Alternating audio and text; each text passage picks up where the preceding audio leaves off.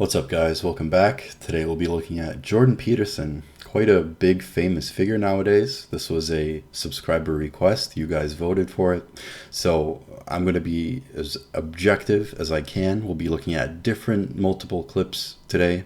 And I'll be taking you through my own thought process, what goes through my own head when I try and do this stuff. So hope you enjoy, and let's go ahead and get into it. Let's see. Hi, Jordan. What are feelings and why do we have them? Well, here's a way of thinking about it. So, look, let's say you were walking down a pathway. I actually saw this happen one day, so I'll tell you the story. So I was walking along the cliffs near, I think it was San Diego or LA. I don't remember. I think it was San Diego. Anyways, I was walking along there with some friends and a brother of a friend of mine who's quite a tall guy. He's about 6'5", something like that. And he was walking along the path on the edge of the cliff, kind of sandy and with scrub pine around, overlooking the Pacific Ocean. And it was March, I think, so it was warm, but not too warm. We were walking along, and all of a sudden, his little girl, who I think was like 4 or 5, she was walking in front of him and in front of me.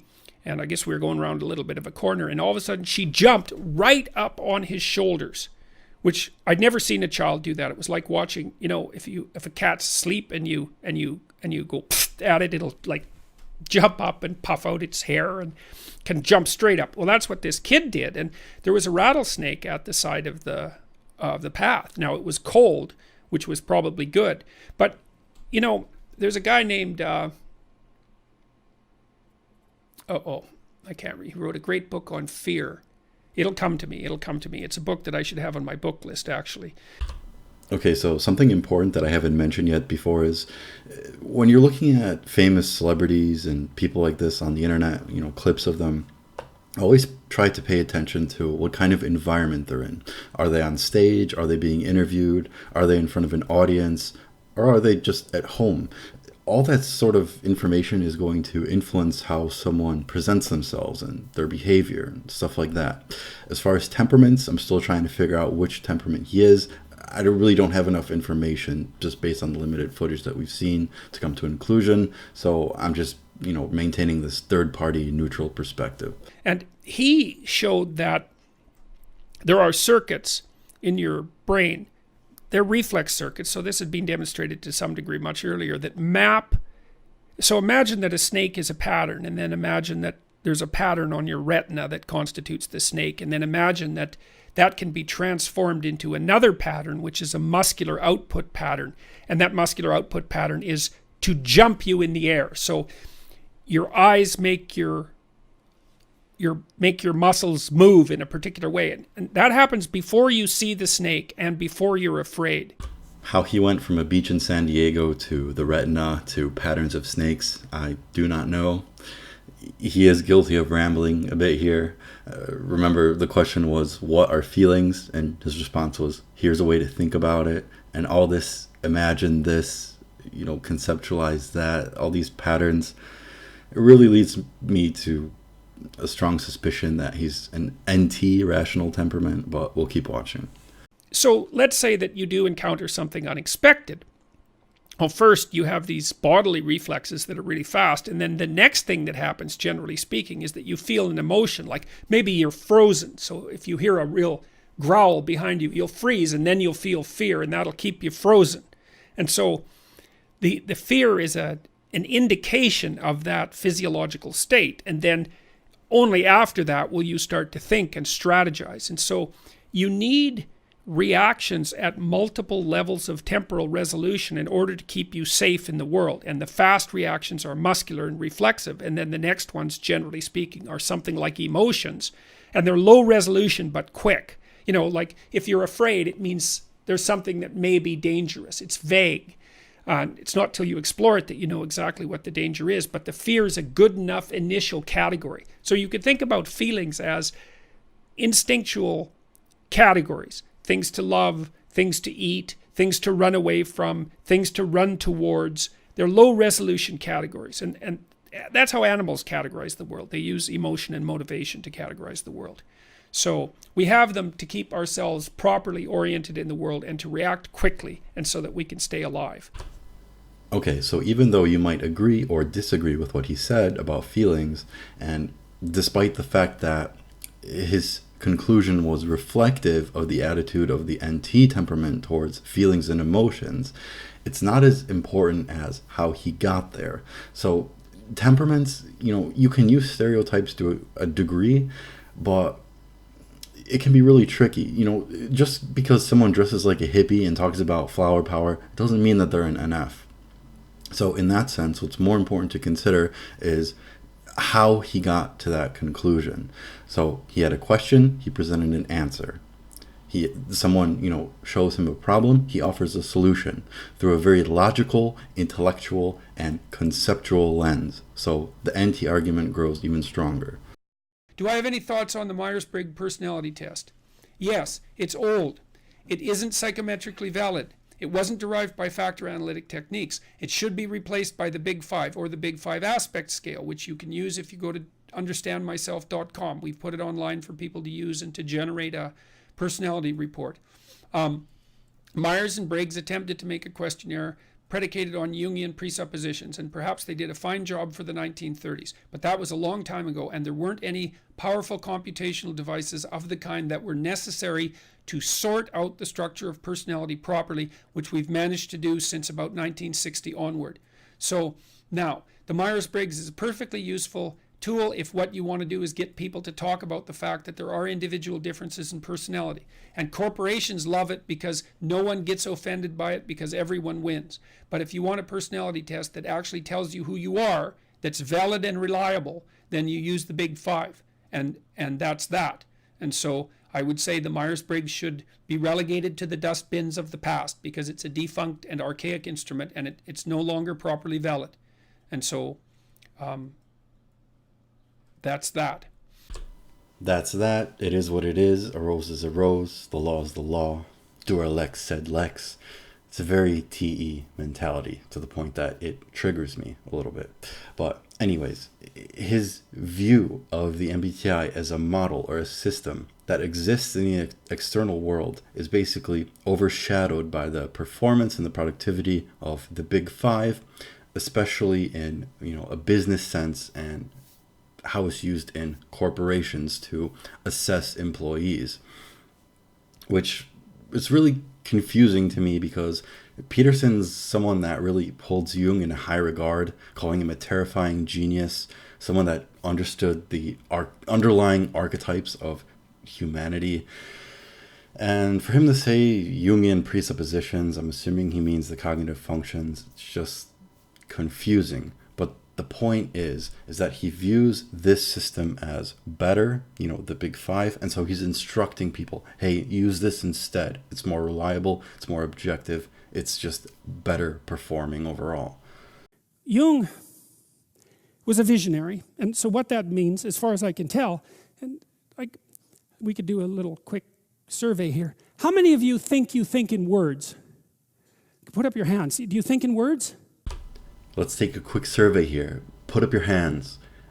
This natural assertiveness is a quality of great leaders, and Peterson clearly has this.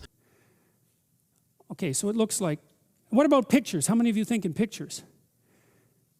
Okay, so that's interesting. How many of you think, that's about half and half, by the way, probably fewer on the word side. How many of you think in pictures and words? Okay, and so, all right, so it was roughly a third in each category, but that's also something that I really haven't encountered any research on from the neuropsychological perspective. It's like, well, do you think in pictures or do you think in words? And is that actually a reliable distinction? I think in words most of the time, but I can think in pictures. Like if I'm trying to build something, I can think in pictures almost instantaneously, but it isn't my natural mode of thinking. I'm hyperverbal, and so my natural mode of thinking is to think everything through in words.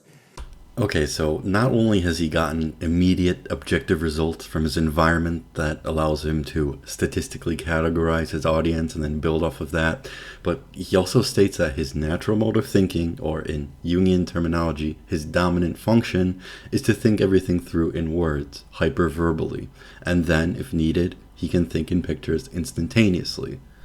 But I know my wife isn't like that. She thinks in images and then has to translate them into words.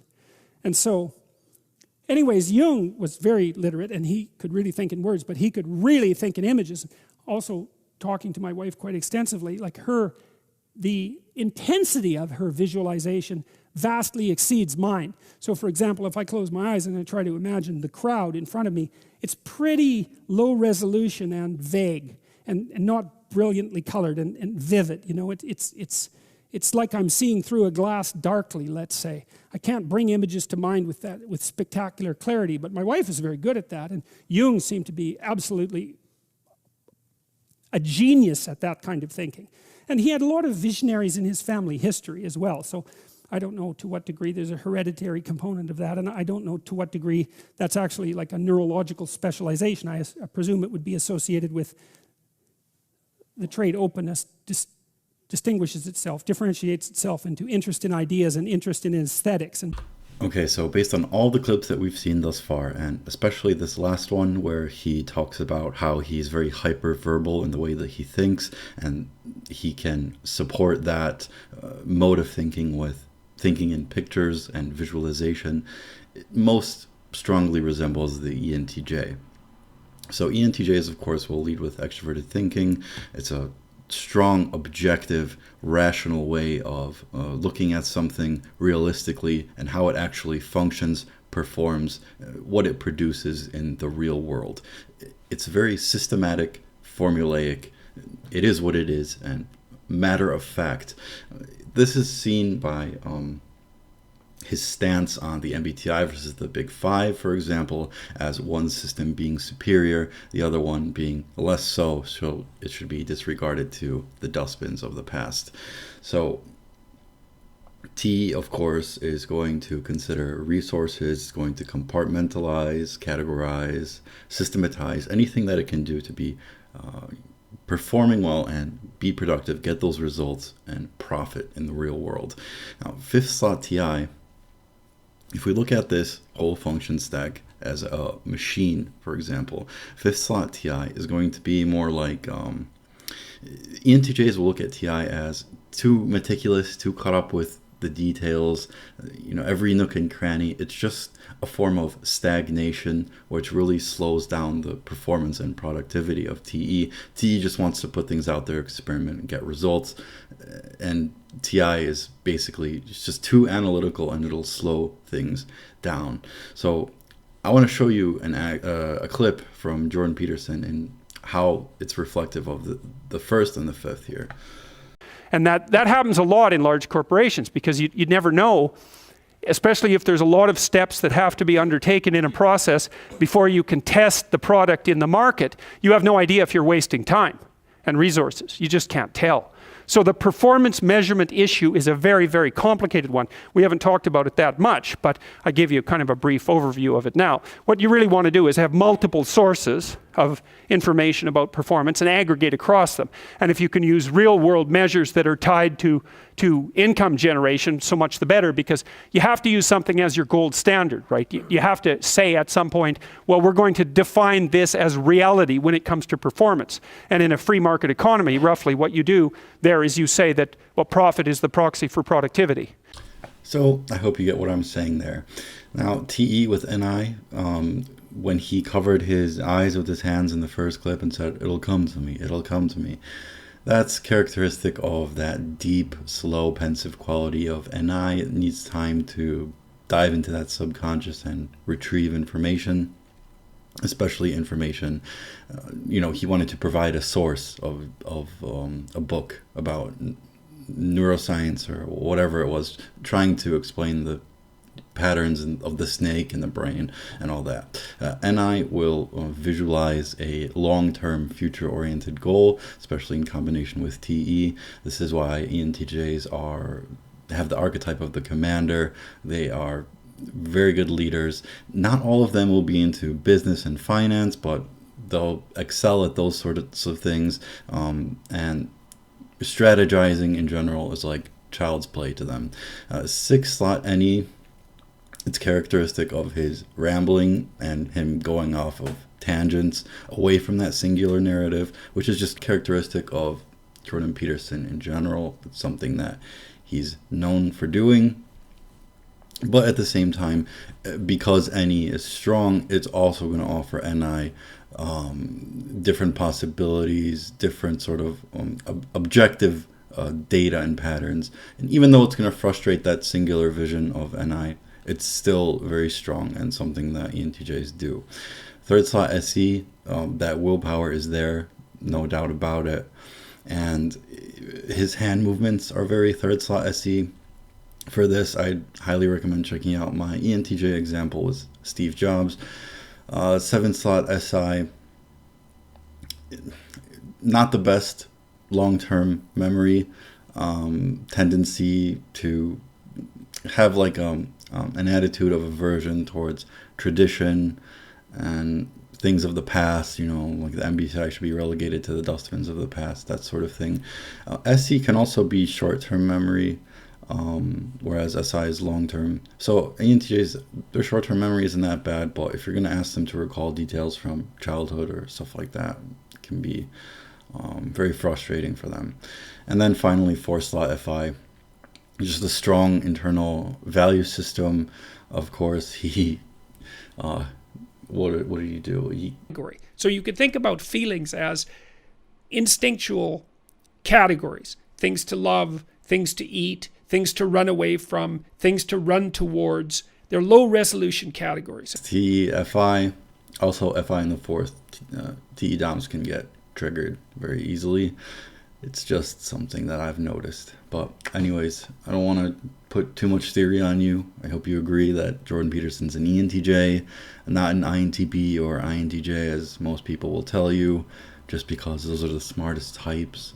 And yeah, hope you agree and hope I made sense.